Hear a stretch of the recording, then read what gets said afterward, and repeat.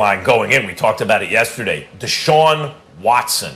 You know, Deshaun Watson is thought of as a superstar by some, and by others as, because he has that national championship, stink about him from college. Because he has this thing where we all seem to think he's going to be a superstar. Because his coach said he's the next Michael Jordan. All those kind of things.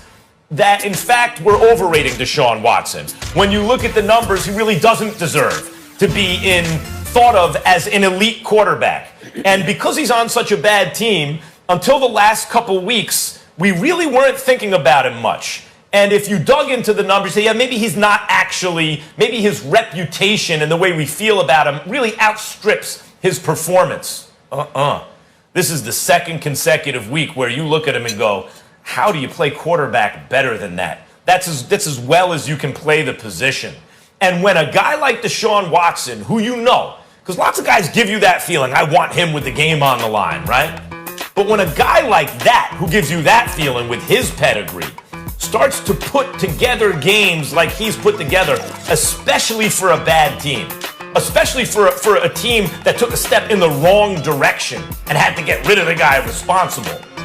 When he starts doing that, it takes away all the excuses, and it solidifies his status as, you always have to say other than Patrick Mahomes. You got to say other than Patrick Mahomes because he's in a different stratosphere. The only guy I've ever seen comparable to Mahomes is Aaron Rodgers in his prime. But we have to say, Stephen A., at this moment, Deshaun Watson's the second best quarterback in the AFC.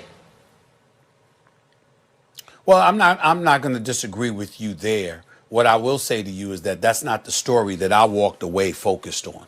The story that I walked away focused on, Max Kellerman, is that Matt Patricia is somebody that needs to lose his job. He's got to go. When you fire Jim Caldwell, and we talked about this yesterday, Max, so I know you agree. When you talk about Jim Caldwell going 36-28, 4 seasons in the Detroit Lions organization as his head coach, 2 times he took them to the postseason, and you get rid of him after a 9-7 season. Mike Greeny on Get Up this morning pointed out a very salient fact that I think needs to be echoed.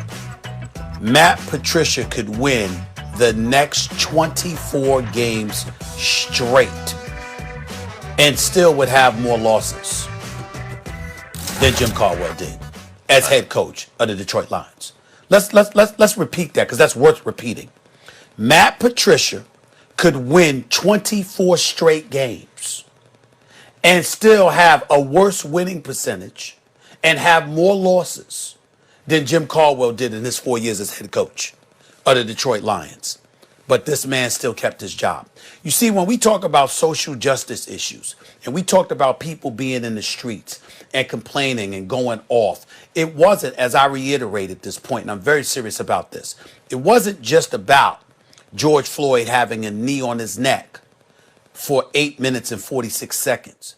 It's about the fact that on far too many occasions, particularly in corporate America, black folks have felt like we've had a knee on our neck for quite some time, figuratively speaking, of course.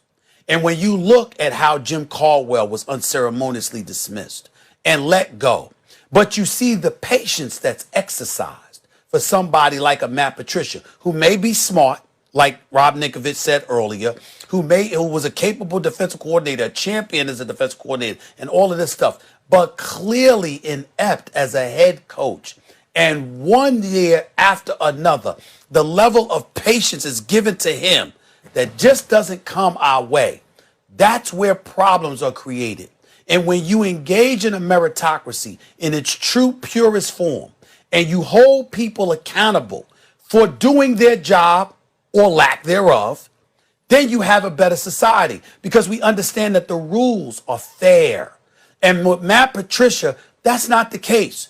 I feel sorry for him and his family. I'm not trying to be disrespectful. I'm not trying to say he doesn't deserve to be a coach in the NFL, but he does not deserve to be a head coach, particularly for these Detroit Lions. They are not a good team. They have talent, but they are not well coached. They haven't been well coached. They were 3-3 before losing 4 of their last 5 or so.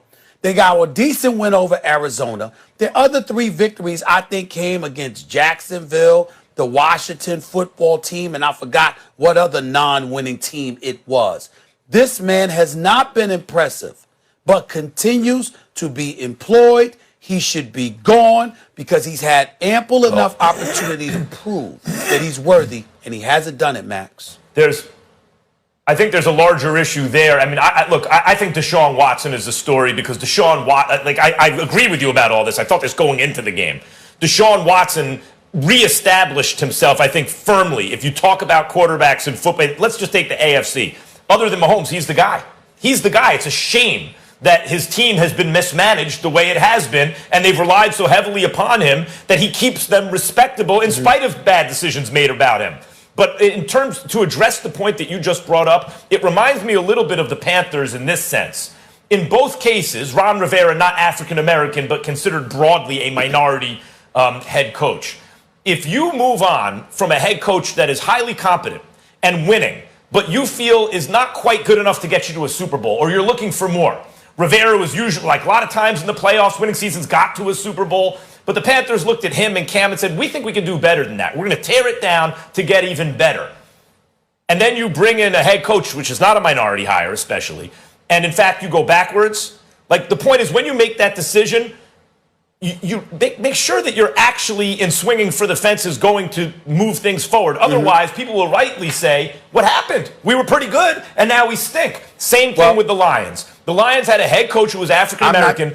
2 out of 4 seasons, made the playoffs, averaged 9 wins a season, thought they could do better, and have done much, much worse. And the fact that it was an African-American head coach let go and a white head coach brought in this league, where African-American representation in that position so low, makes it look even worse. Well, listen, I'm not disagreeing with any of your points. All I'm saying is that if you're talking to me about Deshaun Watson, I'm down with it. All I'm saying is yesterday ain't some prime example because of who he was going against. The Detroit Lions are the 25th ranked team against the rush, 26th against the pass, 27th in yards allowed, and 30th, the third worst defense in the entire National Football League. Matt Patricia's signature is defense. He's not getting it done, period.